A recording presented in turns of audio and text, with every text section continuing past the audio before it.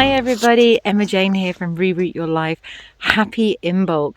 So I was sitting in my office today thinking, I really want to make a YouTube video about Imbolc and tell you all about the Celtic festival Imbolc and its symbology and how it fits in the Wheel of the Year.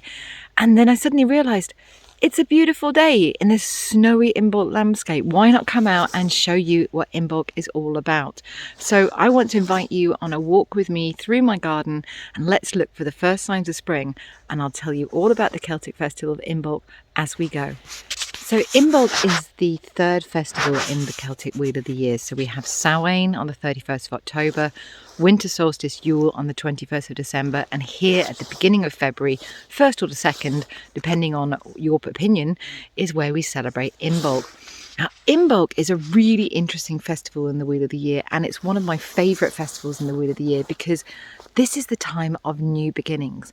As you can see around us, spring is not entirely here yet. However, at this time of year, this is the time where we can first start to see the first signs of spring. So let's go and have a look for them now. You can see the beautiful landscape.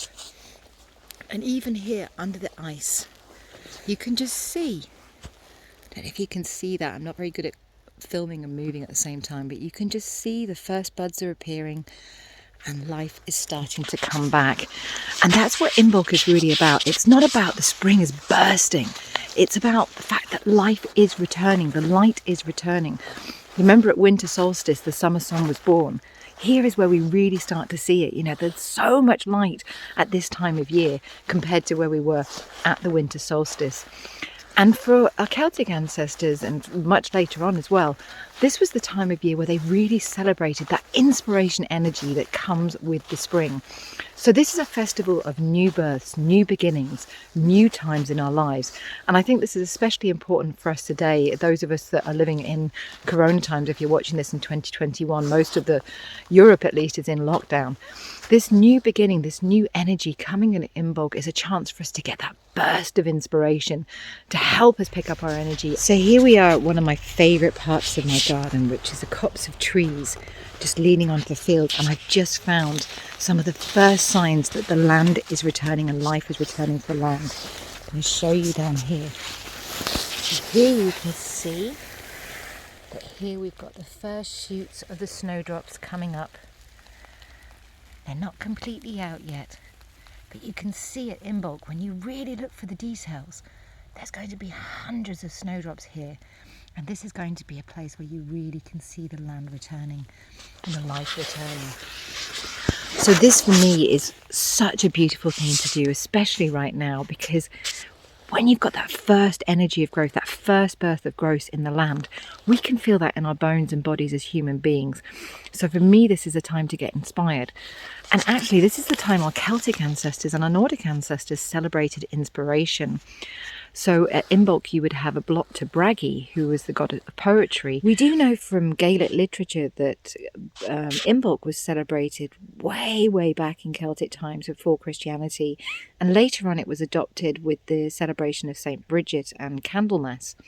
Now, Bridget was a goddess of poetry. She was also known as the goddess of hearth and home. And one of the things we do know is that on Imbolc, they would make Bridget dolls or Breedy dolls and Bridget's crosses and take these around from each hearth and home to bring blessing and food and fortune to the family. So this is a really good time to concentrate on your hearth and home and to celebrate the good things that we have, the fact that we can survive through the winter. And one of the things that they used to do to celebrate Bridgie arriving to the home or to lay offerings was to make a Bridget's bed or a Breedy bed and leave offerings of food and drink. So with all this creative energy at Imbolc, this new life returning to the land and the new light coming to the land as well, how I like to celebrate this is to create my vision board and to create my vision for the year. And also to make candles as they did on Candlemas, which is also celebrated just after Imbolc, to honour the light that's coming back to the land and the inspiration. And I think this is a really important thing for us to do as modern 21st century people, because it really is that time where we can remember that the good things are coming. And here in 2021, this is the perfect time to get outside, remind yourself that good things are coming, the heat is coming back to the land, the good times will come, and it's a good time to celebrate inspiration and to spend some time on your creativity. So one of the things I really love about this time of year, especially when it's icy and cold like it is today, is the cleansing energy that comes with Imbolc. The clear air, the bright sun, the pale colours. You can really feel the land awakening, and for me, awakening energy is very much what Imbolc is all about. I hope you enjoyed this walk through the garden with me today and that you are having a wonderful Imbolc. Let me know in the comments below how you're going to celebrate. Are you going to make a vision board, or are you going to make some candles, or maybe just take a walk out and find the first sights of the spring coming back to the land? Let me know. I look forward to seeing you again. Don't forget to like and subscribe and ring the notification bell so you know when I've got new videos coming up. But until I see you next time, I wish you the merriest Imbolc, and I hope that you enjoy your journey, because that's what life's all about.